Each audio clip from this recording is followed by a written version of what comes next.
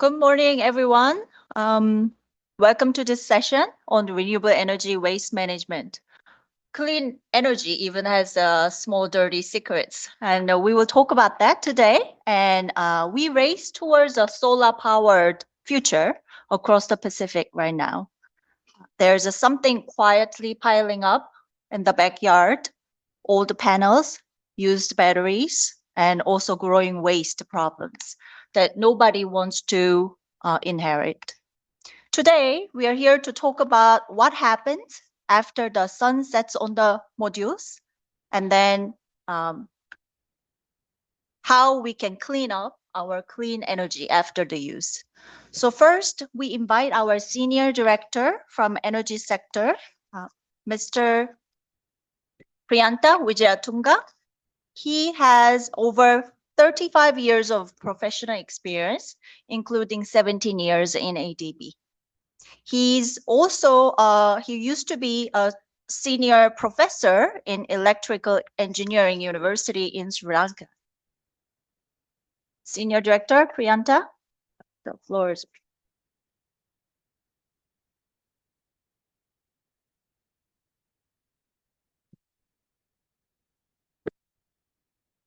Thank you very much.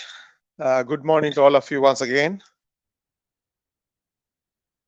Good morning, everyone, and warm Pacific greetings. It is a pleasure to welcome you to today's this deep dive workshop on renewable energy waste management in the Pacific. I would say, though we call it Pacific, I am sure this problem is not just for Pacific but across the board, and the solutions you come up with may be useful for many other regions. I would like to thank all of you, our development partners, countries representatives, and technical experts for taking the time to join this timely and important discussion. As many of you are aware, the Pacific Island countries are making impressive strides in advancing their renewable energy goals, particularly because obviously they have been relying on fossil fuels for a long time and expensive fossil fuels. So obviously economics, finance really speaks to itself in favor of renewable energy. With the support of ADB and other partners, the region has seen a rapid deployment of renewable energy infrastructures, which are helping to reduce dependence on imported fossil fuels and enhance climate resilience. However, while scaling up renewable energy, we must also be mindful of the long-term implications. Solar panels and batteries, which, while essential to the clean energy transition, have limited lifespan. Not just this, but everything has a limited lifespan, including wind turbines, which have already become an issue in the world, disposing them. Without proper planning, these systems risk becoming the next generation of e-waste. As more renewable energy infrastructure reaches the end of useful life, while most Pacific countries lack formal systems or infrastructure for recycling or safely disposing of end-of-life solar PV and batteries. This raises serious risks for both the environment and public health, particularly given the toxic materials involved and the logistical barriers of small island contexts. The region faces a growing challenge: how to manage renewable energy waste safely, sustainably, and at scale. It is critical to embed end-of-life planning into the design, procurement, and implementation of energy projects. Design frameworks must consider second life applications, storage protocols, and eventual decommissioning from the outset. Procurement approaches should anticipate full life cycle costs, encourage durable and recyclable technologies, and include requirements of safe disposal or take-back schemes. Today's workshop is an opportunity to reflect on emerging regional experiences and international practices, and more importantly, to shape a way forward or forward-looking agenda that aligns clean energy expansion with responsible waste management and circular economy principles that are tailored to the Pacific needs. Let us use this session to exchange ideas identify gaps, and begin to define regional approaches to solar and battery waste that are practical, scalable, and suited to Pacific's unique context. As I said, these lessons will be very important for everybody across the board. And when you discuss, think of not just the Pacific, but all the countries across. Of course, there are very unique characteristics for the Pacific, which would be of great interest to other regions too, like Maldives, for instance, in South Asia. Thank you once again for being here and look forward to a dynamic and solution focused discussion. Thank you. Thank you very much, ladies and gentlemen. Yeah.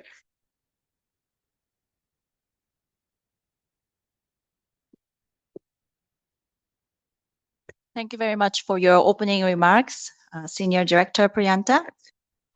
Before we dive into the case studies and discussions, I would like to show you what are the challenges over the scales crossing 14 countries in Pacific.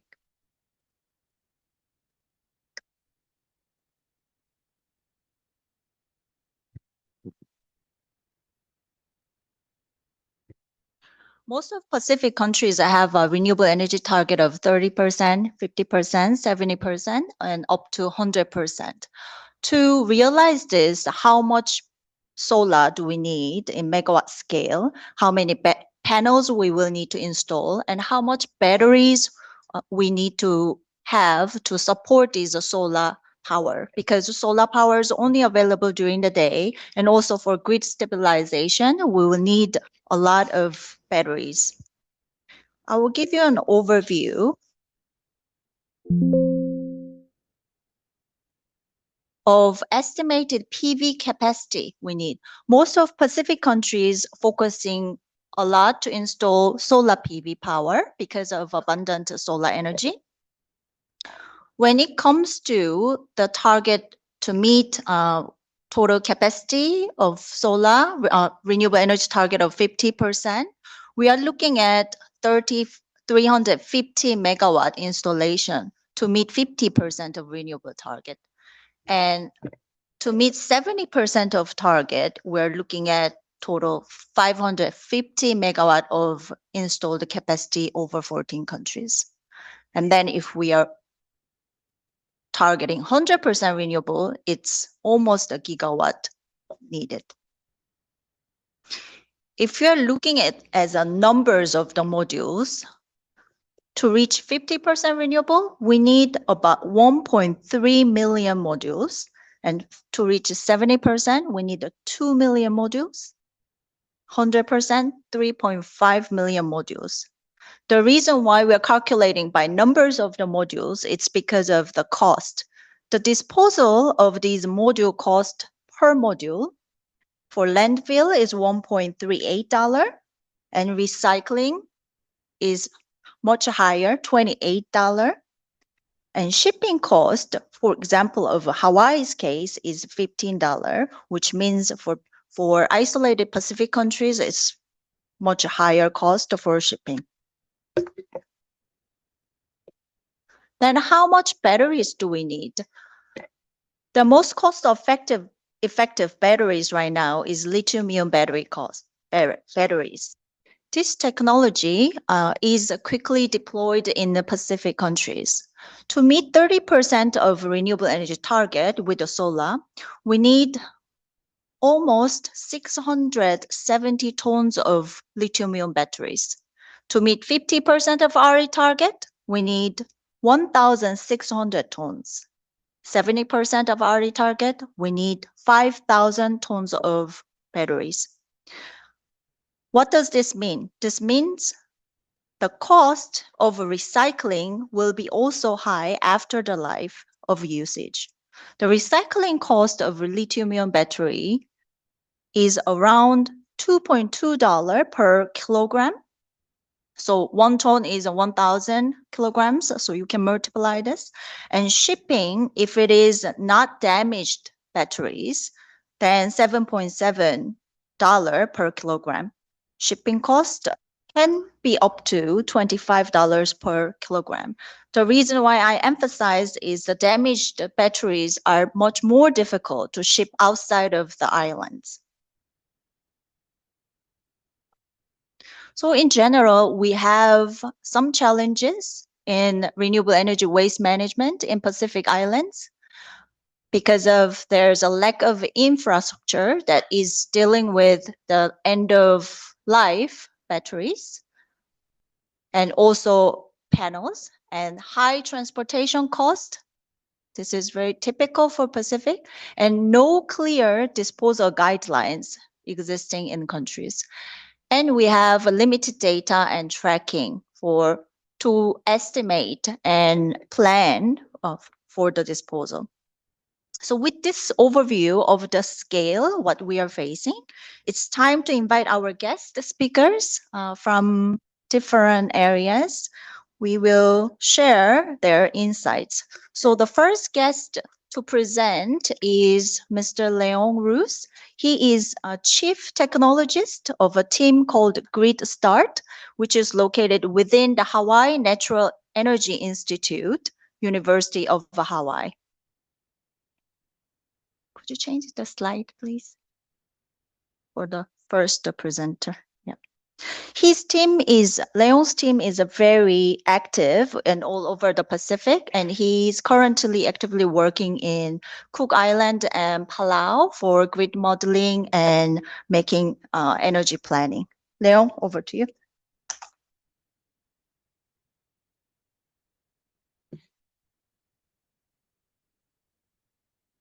Greetings all and aloha. Really wonderful that we have a great group of people gathered here today, and I'm going to kick off our conversations and discussions today. So let's get this rolling. All right, so I kind of wanted to start with this slide because I think it represents in Hawaii right now the status of how much of this material we have, right? You kind of saw the slide that was just shown to sort of look at the Pacific as a whole. But in Hawaii right now, we're pretty far down the path already with renewable energy integration, and particularly PV. Right, you can see that pie chart there. Right, across our state, looking across all our islands, we're at a total right now of a 36% RE. Roughly half of it is coming from rooftop PV, believe it or not, behind the meter stuff. Right, on residential homes, more than 40% of the homes in Hawaii, single family homes, have rooftop PV.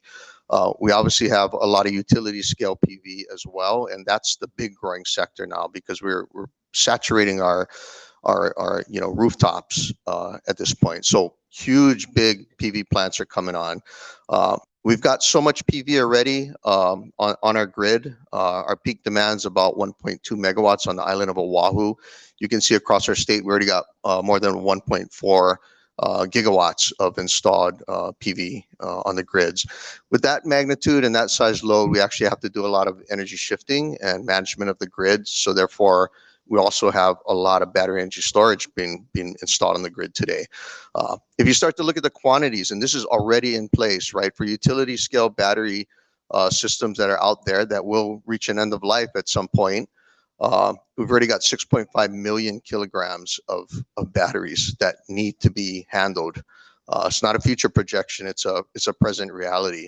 If you look at the electric vehicles here in Hawaii, we've already got more than 37,000 registered EVs on our roads. If you come to Hawaii, you'll see EVs everywhere. That's 9 million kilograms of lithium-ion batteries that we also need to deal with. And then looking at the PV panels, again, with that nameplate installed, that's over 6 million PV panels that can actually go around the moon already if you put them head to head. And we're at 30 some odd percent renewables. If we're going to get to our target by 2045, which is 100% renewable future, we need to triple that roughly. And so we're going to circle the moon several more times with panels. All this to say is we've got a big waste issue that we have to deal with, and it's here and present. And fortunately, there's quite a few people that are focusing on these issues right now. I should also mention, right, we also have a lot of customer-sited now battery systems that are going in with the rooftop PV because we have so much at the grid edge. That's a big part of component, and so even that, the batteries at people's individual homes are growing quite significant. We already got 1.5 million kilograms of that as well. Okay, so that's a context. Uh, Again, for us to get to our 2045 goals and given our resource mix options, it's going to continue to expand heavily with PV and batteries. And so, we do need to really address this issue aggressively. Again, as I mentioned in the prior slide, the magnitude we have, and again, it's going to keep increasing. So we need to deal with these waste streams and the risk they pose to our economy as well as our environment. And some of the key factors, therefore, we have to address when dealing with this issue are a big one is shipping them off island. Okay. Landfilling is an issue, particularly with respect to the PV panels. Stockpiling, which is not what we want to do, but it's the reality of some of it, particularly with respect to batteries that have been damaged, and otherwise shippers don't want to take them anymore, will not take them, simply refuse, even if you pay them a hefty sum. And then, potential opportunities for reuse, recycling, and then talk a little bit about some of these extended producer responsibility laws. Whether that can be a model or not for PV panels, I'm personally a bit skeptical, but it is a potential pathway that's certainly being explored today. Again, high level the issues, right? I kind of start off with shipping because I think, particularly respect to batteries, this is the big issue I see at present for islands, right? We're inherently surrounded by water. It needs to get off the island. We're not going to landfill that stuff. It's hazardous. We need to ship it out. There's issues with that, as I mentioned. I think it was today I saw a thing on the news where there's a ship that caught on fire in the middle of the ocean. They had to take 22 people off the boat, emergency, and they think it may be the electric vehicles on that boat. There's a big fire yesterday at a bus depot facility, I think in Philadelphia or somewhere in the mainland. It was old buses that were sitting in a lot.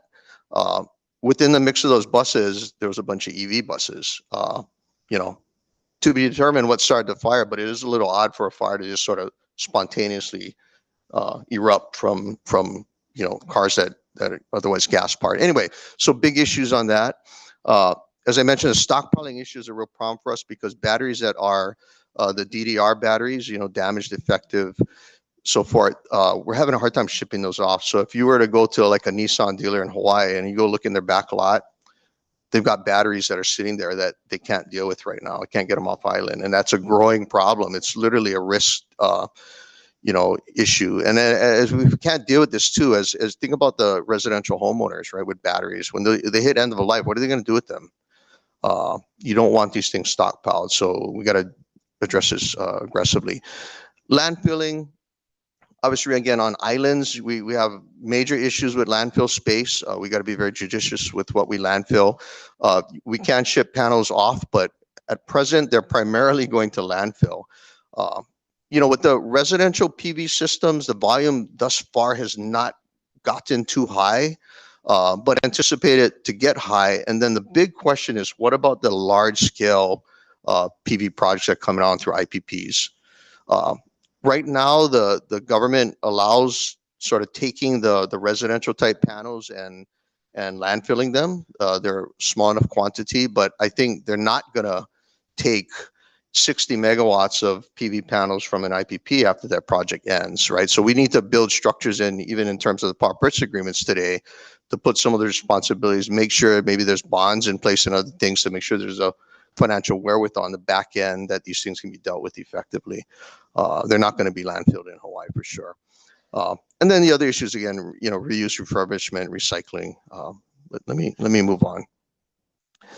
So again, for Hawaii, and I think equal as well for Pacific Islands, right? The recycling pathways right now for the panels and lithium-ion batteries are, at least from Hawaii's perspective so far, somewhat not very dependable and also expensive. And don't see that necessarily changing in the immediate future, but very much looking for solutions and pathways on that. The costs of recycling are, not really, we don't really foresee that changing much in the US and Asia markets in the foreseeable future. For PV panel disposal, again, a lot of it's being landfilled. If you kind of look on the US mainland, it's about $1.38 per panel. But again, in Hawaii, particularly with our limited landfill space, concern looking forward. The lithium-ion battery disposal, I mean, to me, this is the bigger challenge almost for us, because we're not going to landfill those. It's not an option. Can we effectively break those batteries down to the black mass level, which means you're going to have to shred them up, get them down to that level, such that then they no longer pose the fire hazard risk, and then we can ship it out. Right now, in the present form, particularly again if they're damaged, if you can get a shipper out to take it out, very expensive, and again in many cases they're just simply not taking it. So those are the big challenges right now for us. Is again particularly the lithium-ion batteries. In terms of some best practice, this is sort of the general process for managing the waste and getting it to end of life sort of recycling. So collect it, got to transport it, particularly in islands, and that's kind of the big issue I think right now. Then you got to dismantle it, separate it, refine it, and then you ultimately get to the commodity products that can then go out for sale in the market. But really, for us, the big issue right now in Hawaii is step 2, right? The transport. I think that issue will cut across all Pacific Islands. This is a kind of a picture and model where we look at how non-hazardous electronic waste right now is handled. PV panels are not part of this. There's been some conversation whether PV panels might be included in such a program, but again, I'm a bit skeptical whether it could.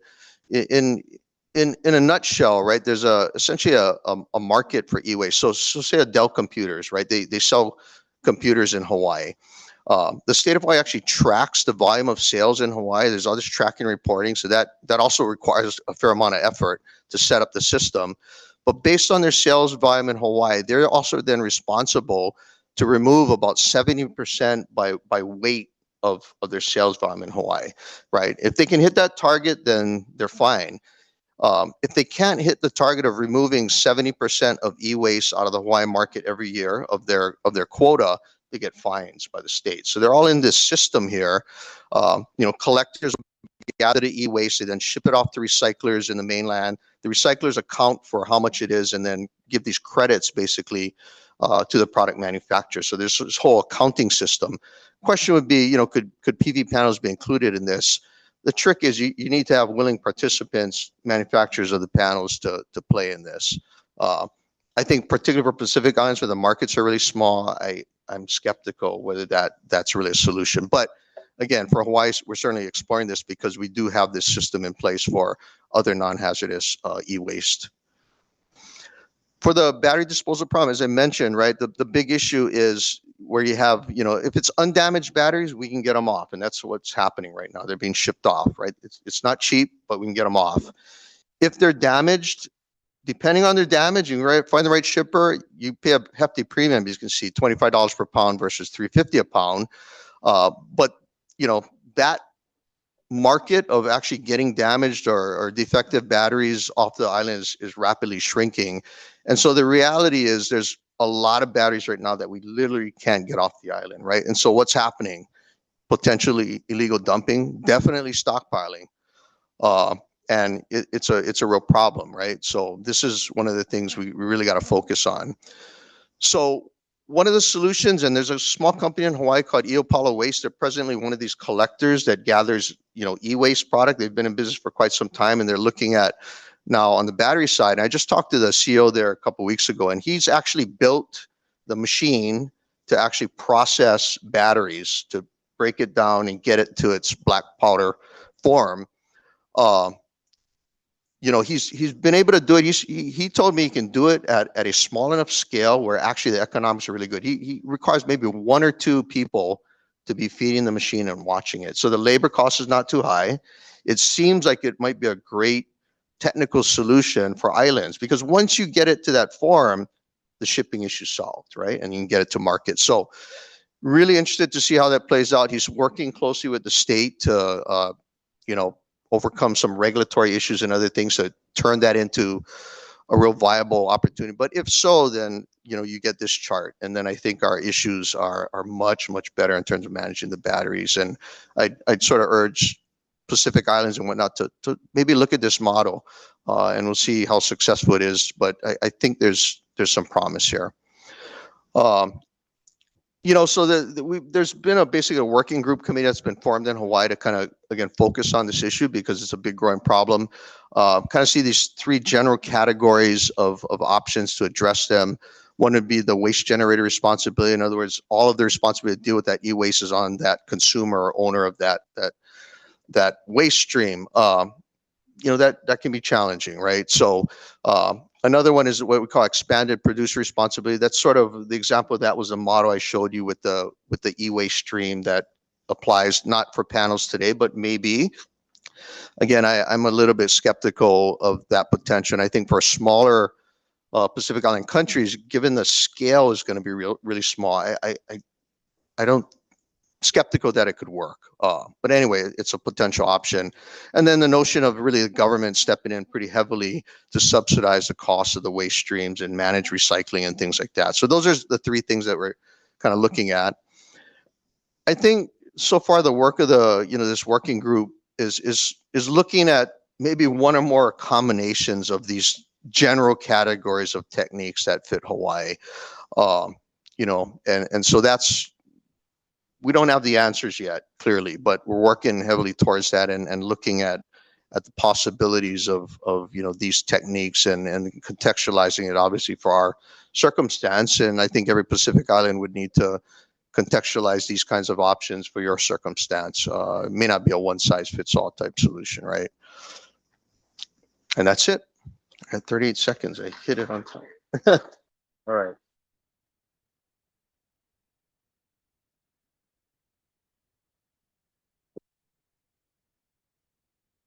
Thank you very much, Leon, for flying all the way from Hawaii on the short notice and sharing comprehensive insights. Next guest speaker is coming from United Nations Development Program, UNDP. His name is Sergio Quiros Navas. He is Regional Technical Advisor. He leads sustainable energy and transport initiatives across Asia and Pacific. To you.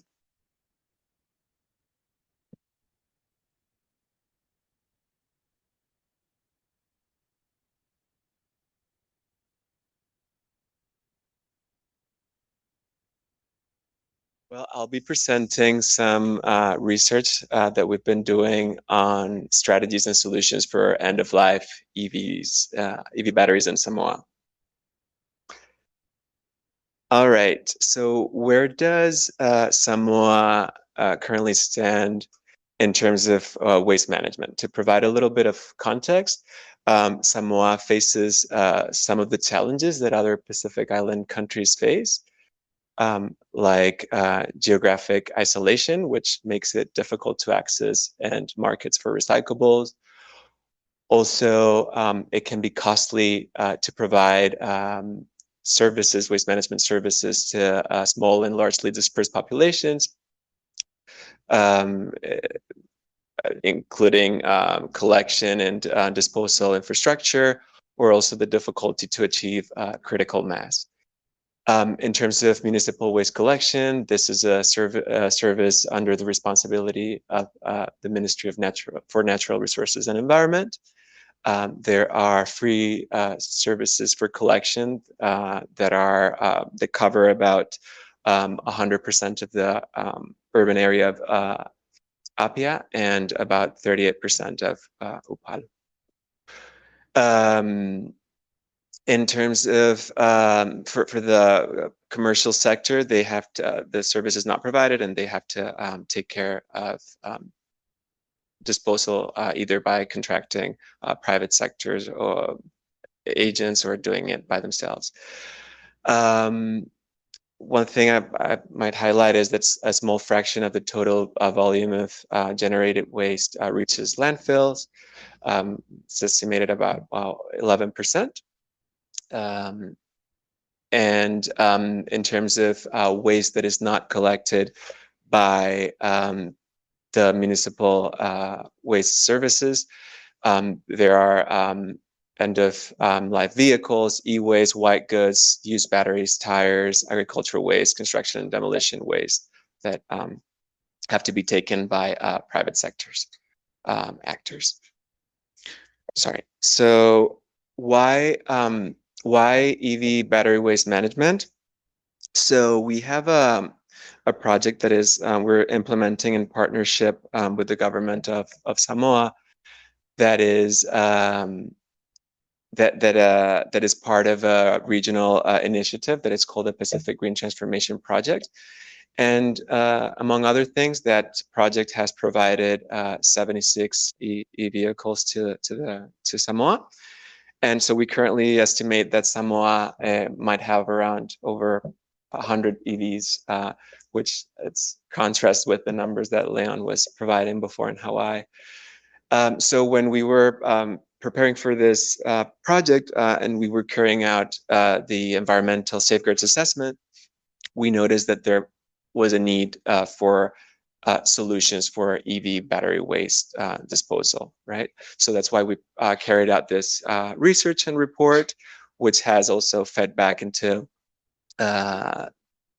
some support that we're providing to the government of Samoa through our project.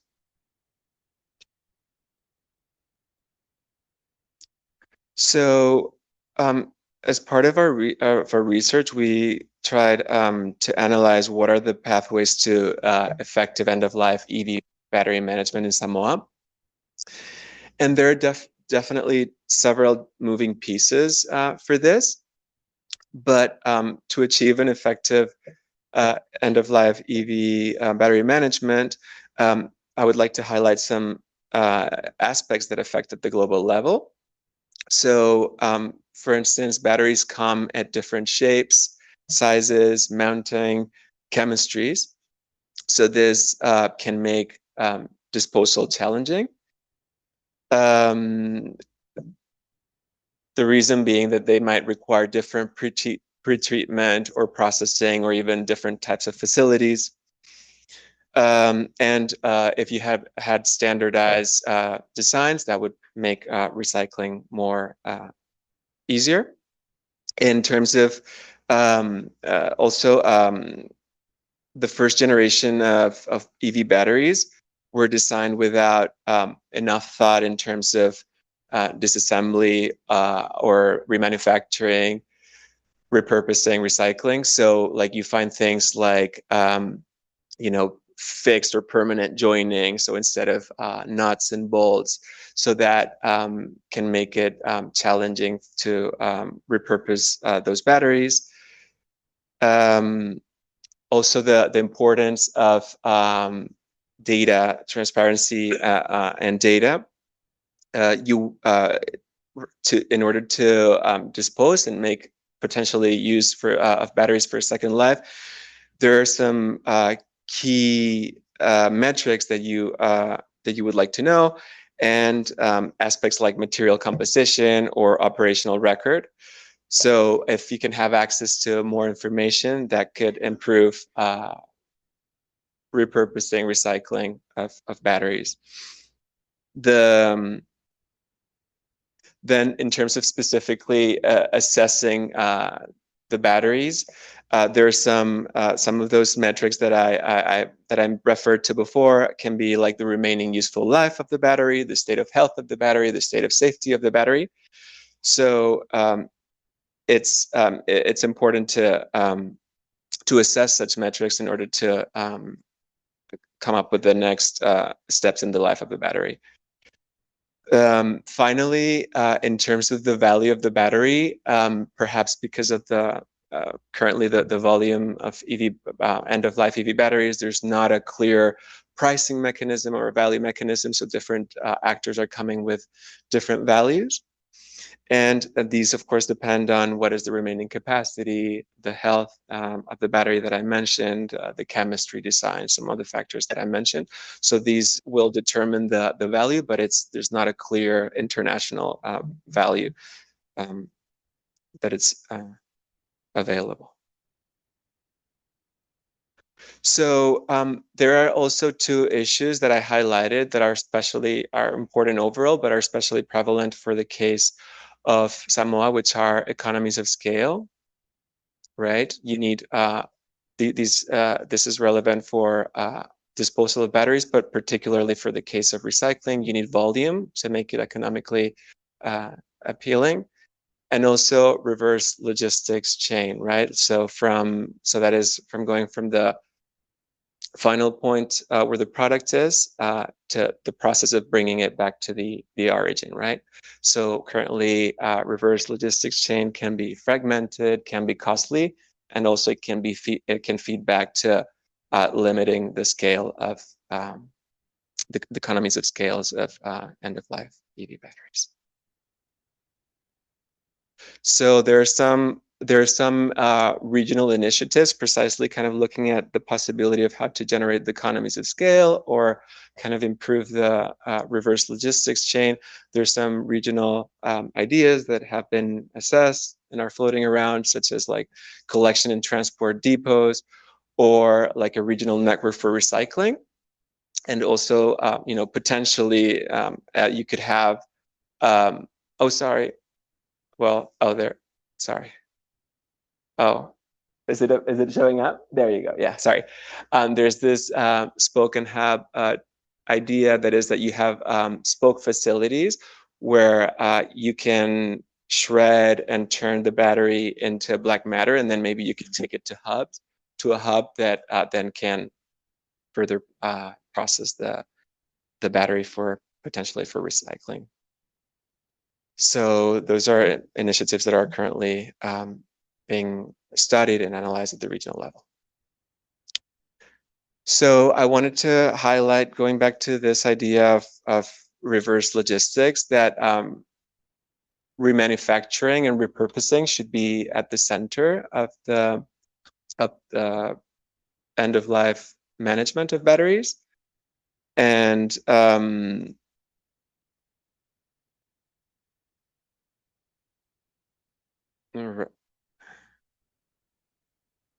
right. So right now, it's hard to know in the case of the Pacific because we're at a very early stage. But as more and more batteries reach end of life, there's potential for repurposing and remanufacturing, and there's definitely already some pilots and some studies on the possibility of using such batteries. It could even be to further integrate renewable energy into the energy systems of the Pacific Island countries.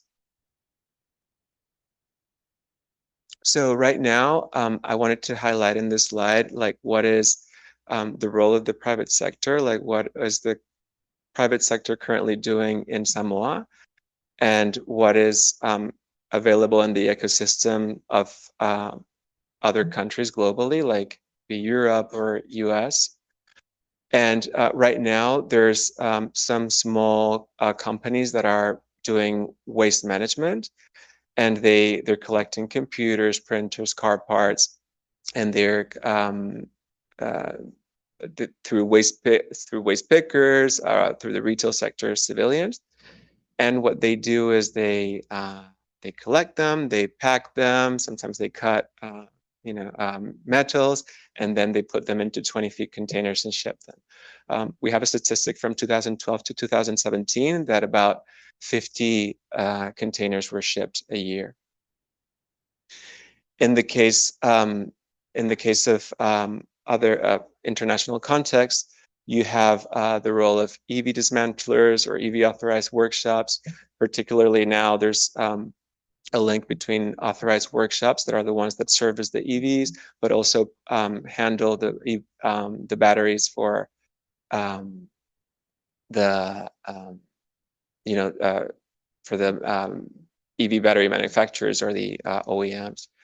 Then there are other actors like logistics experts, black mass producers, also refining companies. So potentially, there's a lot of discussion on how, like, maybe we could kind of in the Pacific, how Pacific countries could continue advancing along the value chain, right? Potentially in terms of transporting and also producing black mass, refining. But of course, that's still very, very that's something that it's still under discussion. So in terms of policy and regulatory gaps that the report identified in Samoa is that there are some gaps in terms of solid waste, chemical and hazardous waste management. So in terms of establishing standards, in terms of advocacy, also that there's a need to advancing in the transition of circular economy systems. So that is something we're working on. I'll talk about it in a second. Also, in terms of the Waste Management Act, there's a required supporting legal, regulatory, financing, coordinating, and other institutional mechanisms that are required to continue advancing. In terms of alignment with international standards, there's, we mentioned that if you ship the battery packs, that's considered hazardous waste, right? Because there's potentially potential short circuits. If the anode and the cathode come into contact, or there's so there's risks of fire and explosion, as was mentioned in the previous presentation. So there's some international regulation, right, like such as the Basel Convention, and there are also some international building codes and international fire codes, etc., that can be adapted to the national regulation. In terms of supporting mechanisms to finance waste management, there are some there's low incentives to return waste materials. There's still a lack of responsibility from the producers on the environmental impact of their products. So how is UNDP currently supporting the government of Samoa? We have supported the development of the new national waste management strategy. So this support has contained an assessment of the previous or ongoing strategy. Then there's also, we're carrying out a baseline for waste management and also some recommendations for the new strategy. This includes transition to circular economy, polluter pay principle, data-driven policymaking, or promoting public-private partnerships. In terms of policy recommendations, again, aligning to those international standards that I mentioned in terms of battery handling, storage, removal, storage and transport. Also, there are some initiatives regarding supporting mechanism, such as the advanced recovery fee and deposit, or extended producer responsibility, that can also be extended to the case of EV batteries, particularly because of their hazardous safety issues, also because of the complexity of handling them, that can make the case to obtain funding to be able to create this reverse logistic chain. In terms of kind of short-term measures, that this is not thought of as a permanent measure, but to handle like the batteries right now. There's a special container for storage that has been purchased under the project, and this can store up to 6 EV batteries. And it has, it's been custom designed for the context, and it contains anti-explosive fire control systems or cooling systems. So that's again a temporary measure, but that will be used in the short run. So I think that's all. Thank you so much.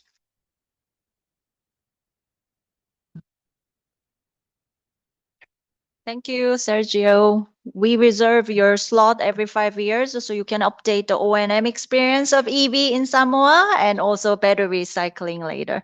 But next time, 10 minutes only. So, okay. So next speaker is Stuart Williams. He has several hats on. He is managing director of Marine Plastic Solution, which is consultancy company, and business director of Oceania's Recycling Solution, which is international recycling company. He has over 30 years experience, and also he's very active in Pacific countries, Samoa, Solomon, Vanuatu, Kiribati. Floor is over to you.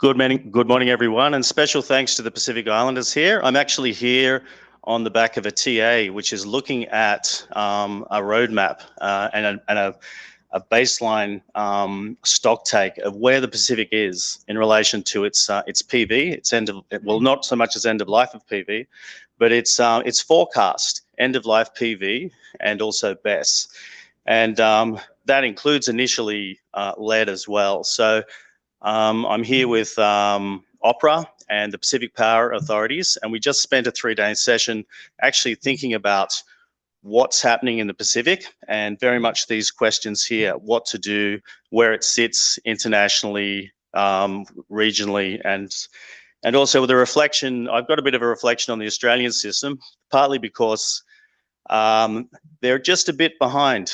Just a bit ahead of the Pacific. And so there's a lot of lessons learned. And as we saw in the projections before, uptake of solar so far has been modest in the Pacific. So the Pacific is not yet drowning in large amounts of PV. Lithium batteries are really just starting to turn up. And so my presentation will go through that.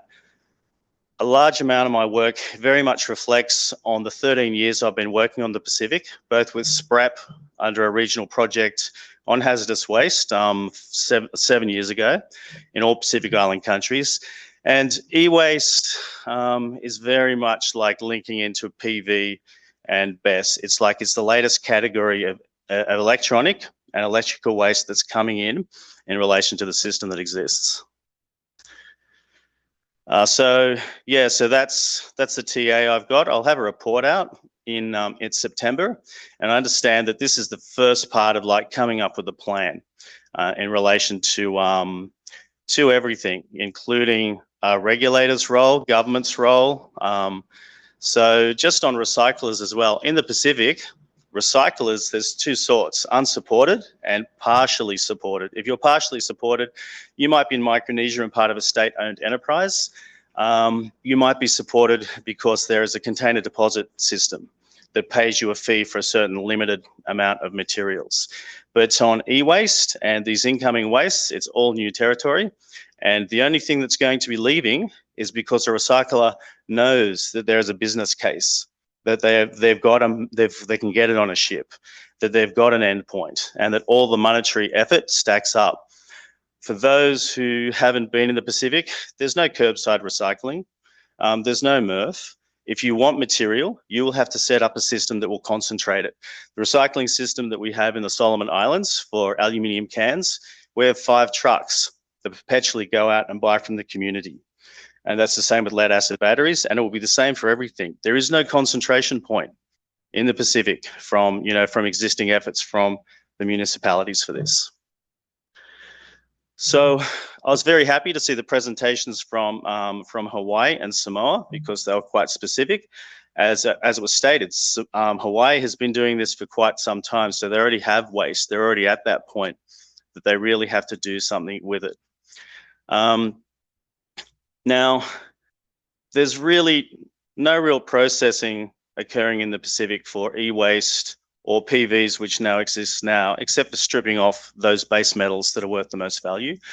The one standout is there is Pacific Batteries in Fiji, which is actually a profitable battery manufacturer in a country of less than 1 million people, who already partially operates as a regional hub because they buy 50,000 batteries a year from Papua New Guinea, and they have batteries come in from other places. And so you can see that it can be done. If you have the raw materials that are trapped within a market, you can value add. And now they're making batteries just for Pacific, because they have there's a regulatory climate that means they have some cost advantage. And so that's something to think about. And the relation of lithium batteries, as we heard from Hawaii, it's the same in the Pacific. The only end-of-life lithium batteries are EV batteries from Prius in Fiji, who jumped the gun and got ahead with hybrids, and they've piled up. So right now, you've effectively got end-of-life PV and lithium batteries. They're trapped in the Pacific for now, unless you've got a utilization for now. The PV, if you gave me PV panels for free as a recycler in the Pacific, I'd reject it, because I'd see there was some value in some of the material, and then I'd have this large amount of silica and glass, which would cost me to get rid of. And that's the same everywhere. PV recycling isn't going to work without a system. And it's quite interesting, because we ended up with, there was $28 for recycling per panel in Hawaii, and I know that's US dollars, but CSIRO came up with the same cost in Australia at the moment. And similar to what the Hawaiian situation was, sending it to landfill was much cheaper, if you can, because in Australia they jealously protect their landfill space, because the airspace per cubic meter is extremely expensive. And so some states have banned it. In the Pacific, there's a lot of unregulated dump sites. No one's going to stop you. Maybe in Fiji, but it'll pile up if they bother to move it at all, because who's going to make you move it? Because that costs, you have to stick it in a truck and everything. Right now, from this very low base we have, in the Pacific, there's an estimated 260,000 PV panels already. So at that price, it would cost $7 million already to recycle. And we see this this curve of like, it's not going to be a problem for 20 or 25 years, but I've heard in my days while I've been with the Pacific folk about the early retirement of so many PV panels. And maybe it's poor quality, maybe it's they didn't have the capex to have a look at it, who knows. And so the situation of like when you're going to have to deal with these wastes end of life is I think will be much higher. You know, there's a saying in development in the Pacific, and I'm sure it's true everywhere, build, break, build, where assets are provided, but there's insufficient capex and things like that. And so a lot of stuff ends up end of life and a waste before it ought to. So that will add increasing pressure.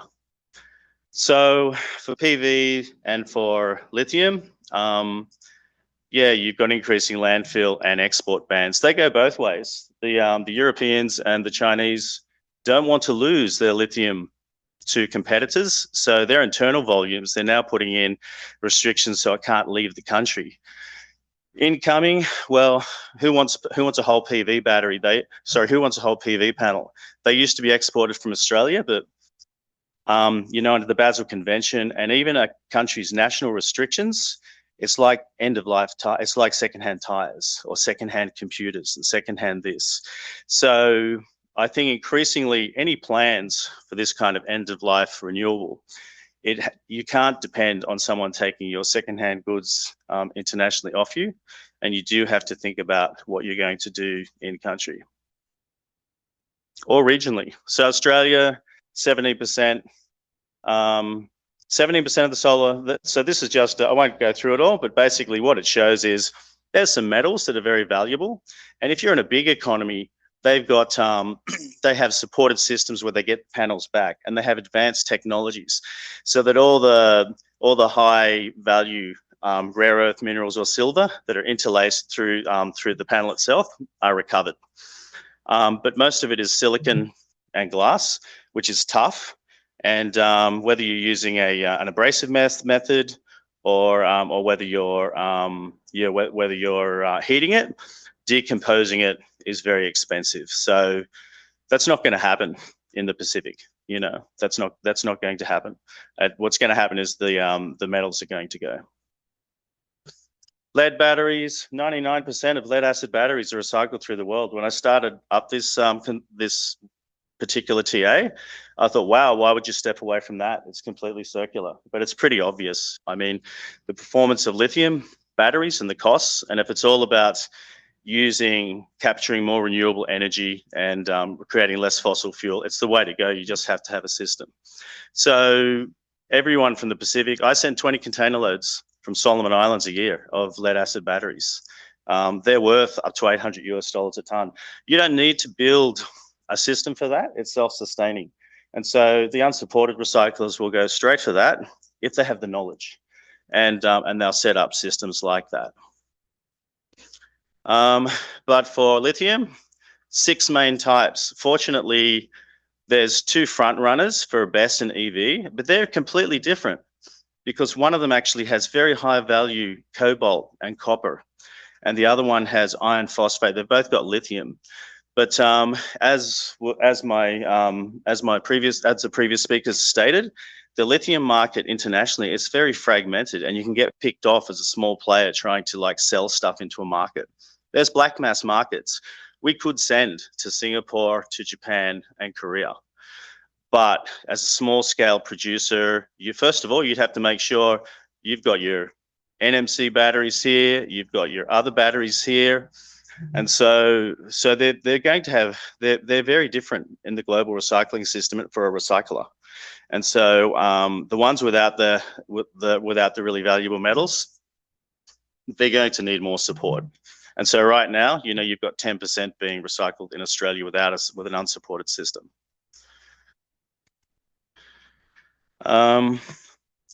So as we heard before, shipping is a great unknown. Regulatory bans are a great unknown. There's a lot of unknowns for setting up sort of a reverse logistics system with recyclers.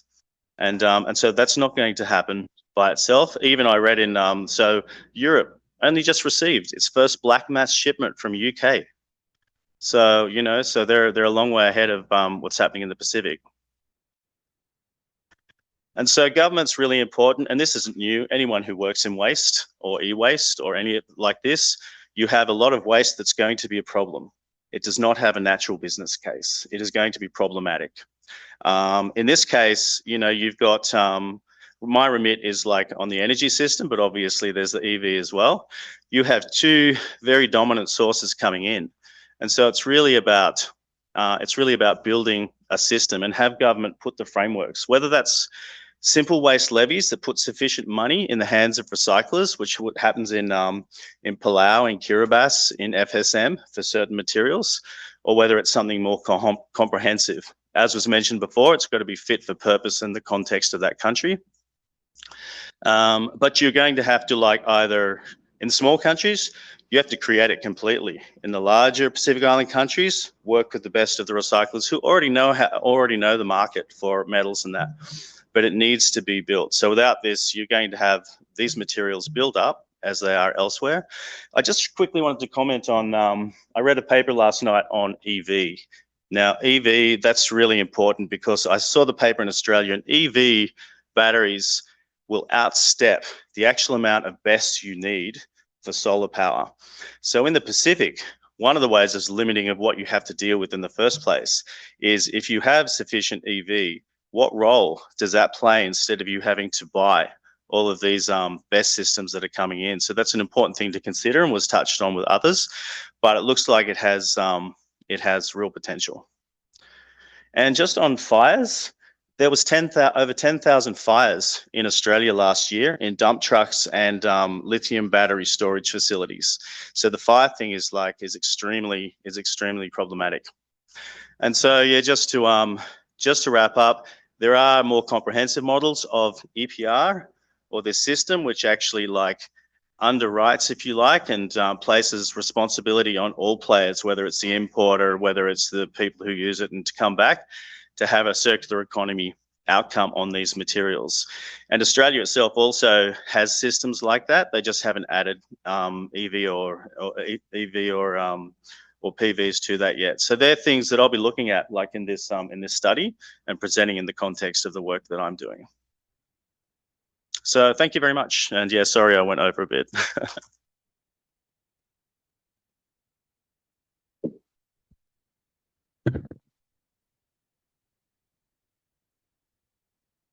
Thanks a lot, Stuart. That was a great presentation. Now I would like to invite our panelists to the front stage, and our audiences, you might as well prepare some questions. I'm sure you have lots of questions.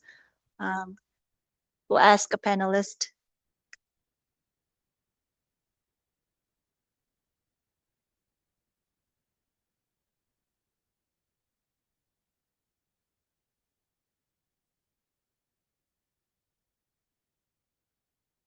Me introduce the panelists who did not join for the presentation. So further from me, Miss Alison Woodruff. She is a principal water security specialist in ADB. She also worked a very long time in Pacific as well. Currently, she leads initiatives in water supply, sanitation, and solid waste management across Southeast Asia and Pacific region. And next to Allison, we have Senior Procurement Specialist, Ms. Keiko Koiso. She is also ADB and focusing energy sector procurement. So any questions I have, I come to her. I haven't introduced myself. My name is Emily So. I've been working in ADB and specifically Pacific region last 8 years. And thanks to Pacific Island countries for hosting my missions, I finally became a platinum mileage holder now after all the missions. Pretty much all my career, 15 years, I've been deploying renewable energy and battery together to Africa, Asia, Pacific region. And now, finally, we are at the point of talking about the recycling of the waste. I actually did not think of this day will come very quick, only focused on deploying it, not really recycling it. But my first project of waste management comes in Cook Island. Our partners are sitting there. We have outer island in the southern island group. There are 5 islands which we installed renewable energy and battery systems, and now they reached a lifetime of 7 years because it's a lead acid battery, and we have to change it to lithium ion battery. And we understand lead acid battery is still okay to ship it out, but lithium ion is more complicated because of the hazardous items. So with this case, I have more interest now to discuss with our panels. So we have actually listed out some questions from people and from panels and other people. Should I maybe give a floor to the participants who has been listening and want to ask some questions?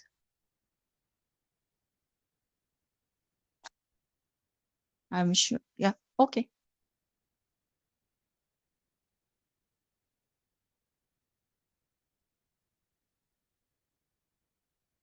So we know that there are a lot of challenges within the Pacific. Would you like to introduce yourself? Oh, sorry. Penelope Crosley, Sydney Law School. I work on PV solar recycling. And I too struggle and I haven't come up with the easy solution. And anyone here who has one, please get in contact. What is the low hanging fruit? Like, what is the thing that we need to tackle first to address this issue? Yeah, we talked about challenges a lot. Let's target how to solve it, right? Yeah. Any panelist has an idea of how could we tackle the easiest way or first step?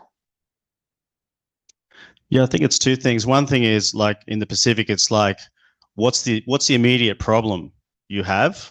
So that might not be the low hanging fruit. I mean, so the immediate problem is the solar panels. That's the immediate problem. That's what they're having stockpiled now.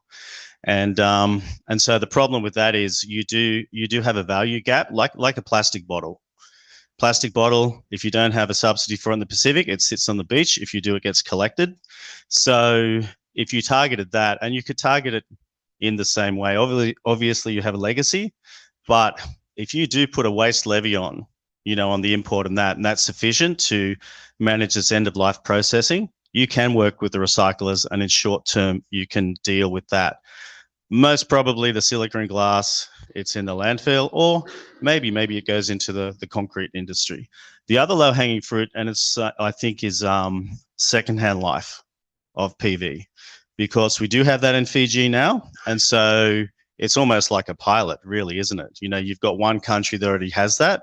So I'd be looking at that and how you might be able to use that. And there has been a lot of thought about it. I've heard about different organizations wanting to do it, but they're not there yet. But that's another one. For lithium, the next obvious one would be black mass of the ones that contain the high value metals. And so I think those three things there. Okay, thank you. Thank you. So if I understood you correct, battery is economically viable. So there's more interest over recycling because of the black mass, that's critical minerals inside. But panel is more difficult because it's not so useful after recycling, right? But that's only the lithium battery with the cobalt and copper. The other one, right now, it's cheaper to mine lithium than it is to reprocess. It won't stay that way. Everyone can see the model where the lithium mining hits the wall and you have to, but at the moment, it also is problematic and needs support as well. I see. We received a pre-question. Can I just keep it in my backyard? That was the question. Can I just keep the module and the battery at the backyard? I guess you could keep panel, but not the battery, right? You can answer. So yeah, I got photos of people doing exactly that. But it's not what you want to do, obviously, right? So that's kind of the big issue, right? In Hawaii, at least for the PV panels, small amounts, so like at a home or a classification for that level of waste that they take it in and deal with it. But obviously, that's not going to work as we continue to build that scale, right? So it is a challenge right now. Ultimately, I think they're going to have to be moved off the island. We have huge issues in Hawaii with landfill space. They're actually trying to get a site right now for another landfill. Got to be one of the most controversial issues going on in the state right now. So yeah, landfill space is very much a premium. Again, I think on the batteries part, with sort of keeping them in your backyard, it's literally happening right now. If you go to a car dealership, you may find if they're selling EV cars, they got some stockpiled DDR batteries back there that they literally cannot get off the island.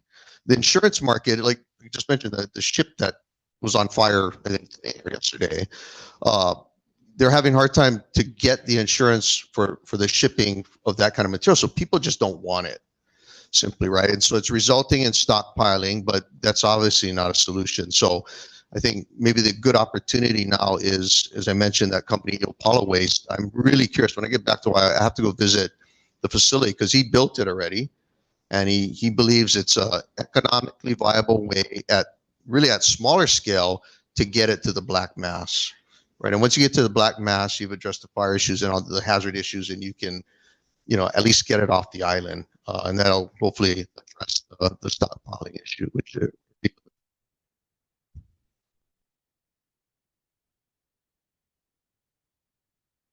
turning into black mass in country, in Pacific Islands will be very costly and difficult, right? So, yeah. And this is, I think, the hope of what this one company has done, right? He believes that he can do this in an economically viable way. He's saying right now for his facility to kind of deal with a reasonable volume of batteries that we would expect in the Hawaiian market, his machine, he said, I can run it, around the clock with one or two people operating. So the labor costs not too high to, yet to be seen, right? It's not running commercially, but he's confident, and they're trying to work with the state to get this permitted. And if it does work, it could be a model, right? You get it to that point, and then you can deal with the shipping issues, which is the really big constraint. And that constraint is growing every day. It's not getting smaller, and a real problem.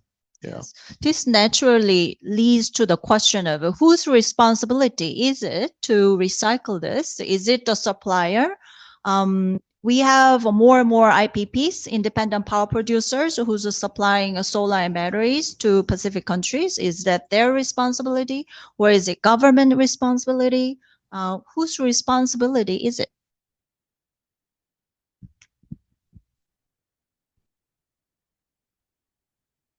I mean, that's a good question. And I think right now, from a regulatory standpoint, there's not good clarity, right? So I think there's frameworks and things that need to be put in place to address this. I think there's different models of how to get that done.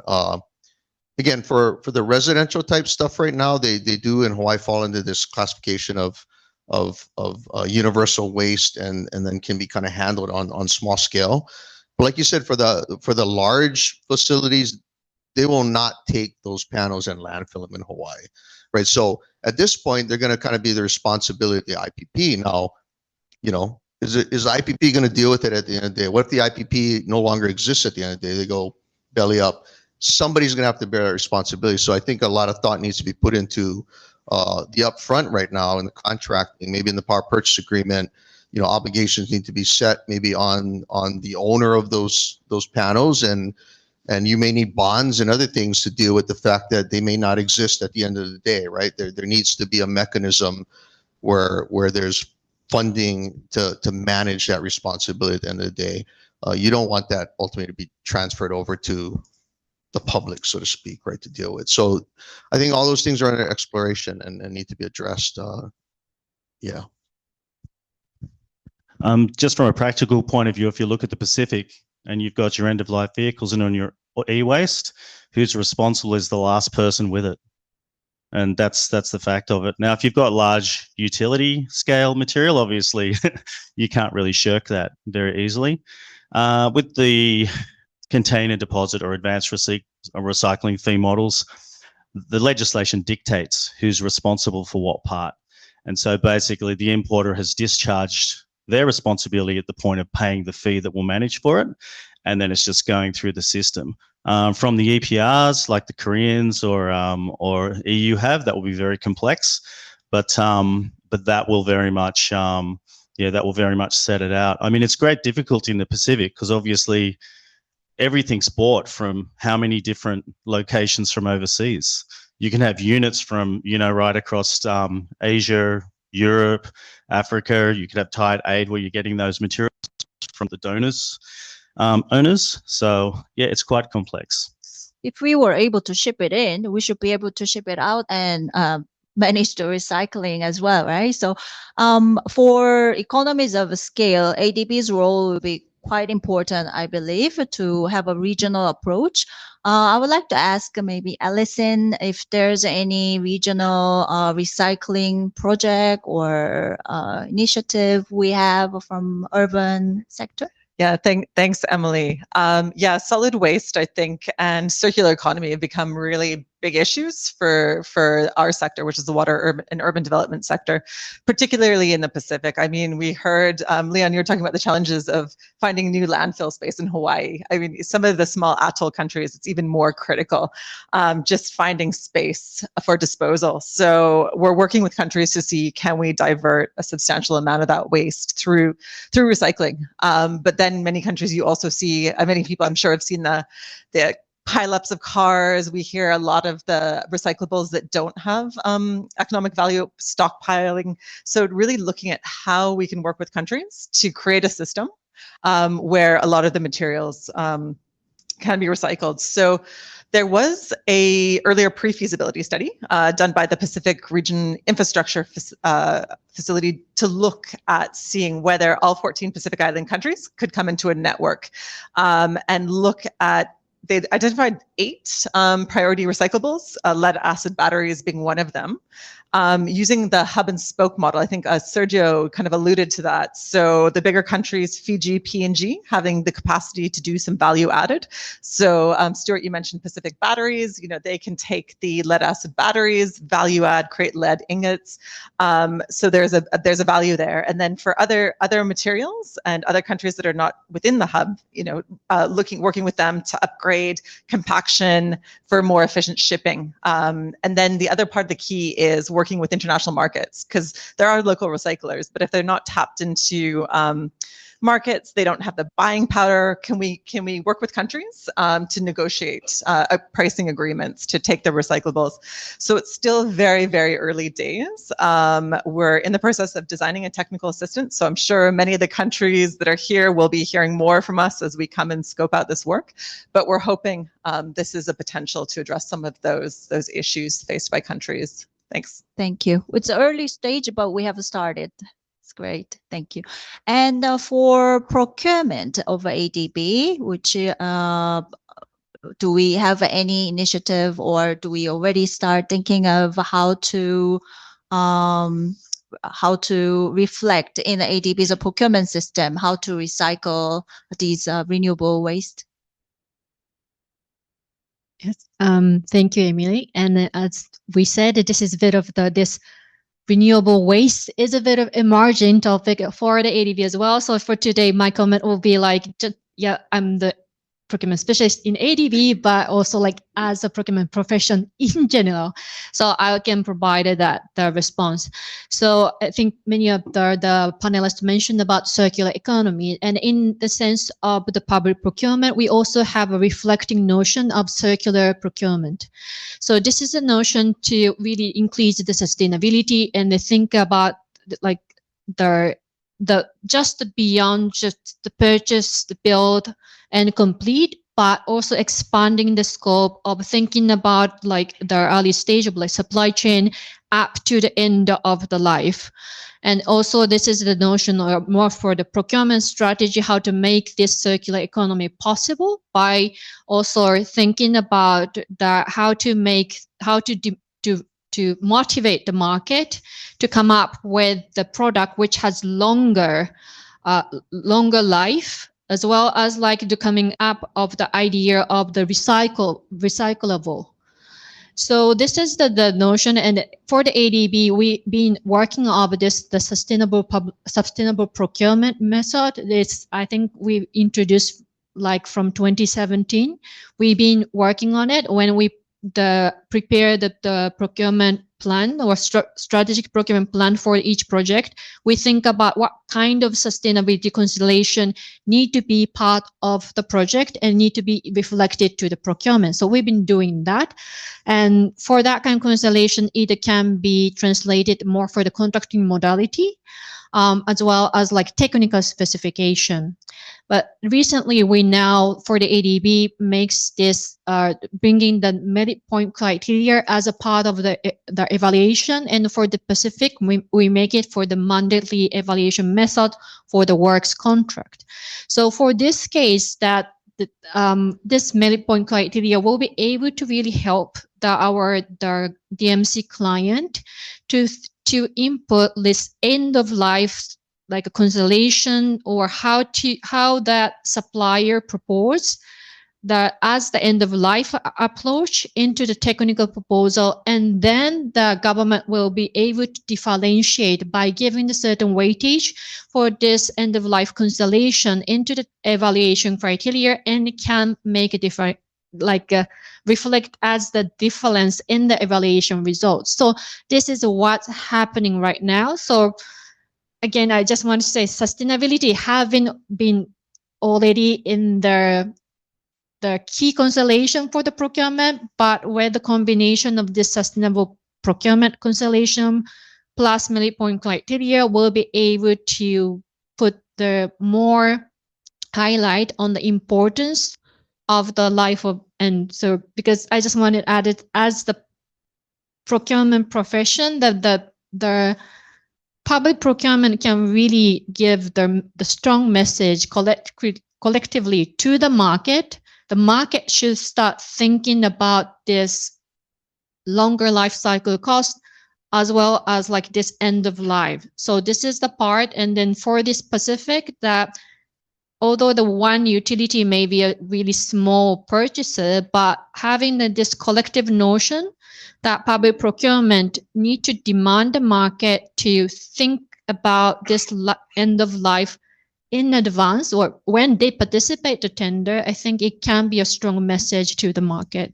Thank you, Keiko. I absolutely agree that we need to look at the longer lasting, higher quality system has to be delivered to Pacific. Recently realized that battery life is much shorter than ADB's repayment period. ADB's payment period is 30 years, and battery, let's say lead acid battery, 7-8 years, lithium ion up to 15 years. And with the high heat and humidity, the life is shorter. So we might need to think about, the cost of the second replacement into the project cost as well. And on top of that, the recycling cost now, right? Yeah. So I would like to get maybe one or two more questions from the audience. Yes, please, at the back, gentleman at the back.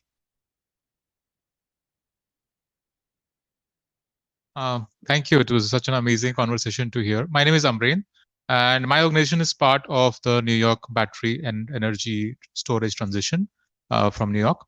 And one of the questions, and this question is largely addressed to Stuart, one of the challenges which we have seen with decentralized recycling infrastructure is one, the commercial viability of those solutions, and second, the human capital which is required for complex activities like remanufacture or recycling. What's been your experience working in the Pacific Islands, and what kind of learnings which you can share on those two fronts? Thank you. Thank you for the question. Yeah, the smaller you get, obviously, the more difficult it becomes in many ways. I mean, you've got Niue with 1,500 people, Tuvalu with 8,000. You've got 4 countries in a very different category, which in Tuvalu, for example, the only way that they can manage to make recycling work is that it's subsidized. And so that's an advanced recycling fee. They have actually one of the only advanced recycling fees that it's on vehicles, it's on heavy equipment, it's on white goods and things like this. And so they put that system in, but and so that puts the money in, but they're very constrained then. Even in shipping, the smaller you get, your shipping goes up. I assisted Tuvalu in shipping out a container of aluminium cans. It cost $10,000. It's 1,500 from Solomon's. It's 900 from PNG. And so the only thing that you can economically send would be copper and aluminium. That would be it. Everything else, you'd be in a massive loss. Now, I worked on a program there, and definitely technical capability, it's extremely constrained. You can give them a turnkey system, but you would forever have to assist in relation to if there was something problematic with machinery, you'd have to have someone on contract. You'd have to link them with markets. They have turnover a lot of staff as well. So you might well have worked with staff who know what's going on. Now they're gone. And so it's very, very difficult. So their main reason they want to recycle is they're tiny and they need to get it out of their backyard.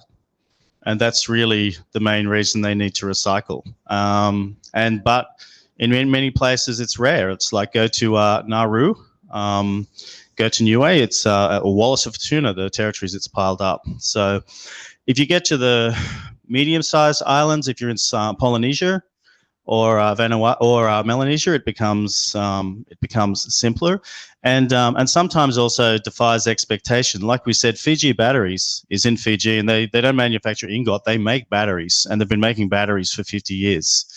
You have a tuna fishery, canned product in Solomon's. So if you have sufficient physical material, you can value add. There's trade barriers, so Melanesian Spearhead Group. So if you're inside the Pacific, selling within the Pacific, you have an advantage, freedom from VAT and things like this. And this is why there's food factories there. So I think it needs to be looked at which countries can at least value add to the point that what they send is worth more and actually weighs more, so that per ton in a ship, which costs so much, it's as least as possible. And so, so you'd look very much at that. If you're in a small country, can you send to Fiji? Like if you're in the Pacific as well, there's the Waigani Convention. And so it's a regional version of Basel, but lighter. And so therefore sending hazardous materials, which are hazardous according to international convention, but don't pose a risk, is easier to do. This is why batteries go to Fiji. You don't have to like have a complex agreement with every point that the ship stops at. So it does occur unsupported. So if you support it, I think maybe, can you make lithium batteries in Fiji and PNG? I don't know. You're going to trap a lot of lithium, cobalt, and other materials, a lot. And once you've trapped it, well, you know, how much can you value add? At the very least, value adding to reduce the cost of you sending out and maximizing what you're receiving, but support in some areas. Thank you very much, Stuart. So ADB's Southeast Asia Pacific Energy Team and emerging team, we are working on regional approach, how we can manage this renewable energy waste. So we will update you again next ASAP, and with maybe big clouds to our panelists who came and present and shared their experience. Thank you. Thank you. So with this, we emphasize once more, not only deploying renewable energy, we have to think about how to reuse, recycle the waste from the beginning of the project. Our closing remark will be made by our Director General, Mr. Hideaki Iwasaki. He is covering the supervising of the energy and transport sector, and his previous position was Deputy Director General of a Pacific region. Welcome.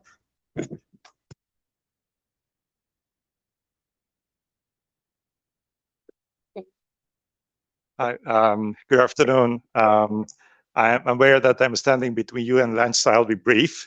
But first of all, thank you all for staying till the end. The conversation was quite engaging, and also I really appreciate all the experts' insights and views about the challenges, and also some potential areas where we might be able to tackle first. Basically, you know, the issue is already there, and we just have to act early, and we need to work together. And my colleague talked about procurement. We need to look at the whole of life process, and also we need to look at the end of life. We just started the renewable energy journey, but we are already in the phase of having to look at the end of that, you know, life, individual investments. And just one additional point, the solutions you are looking at would be relevant for some other geographical areas. I'm from a small town of 9,000 people in Japan, in the mountains, and they installed a lot of solar PV panels. I also wonder how they're going to deal with the end of life of those PV panels. So the solutions you may be coming up may be applicable to those locations where also, you know, distance and the dispersed system may pose a challenge in dealing with the end of life state. Again, I thank everyone for joining this session, and I hope you'll enjoy your lunch and also enjoy the rest of your stay in Manila. Thank you.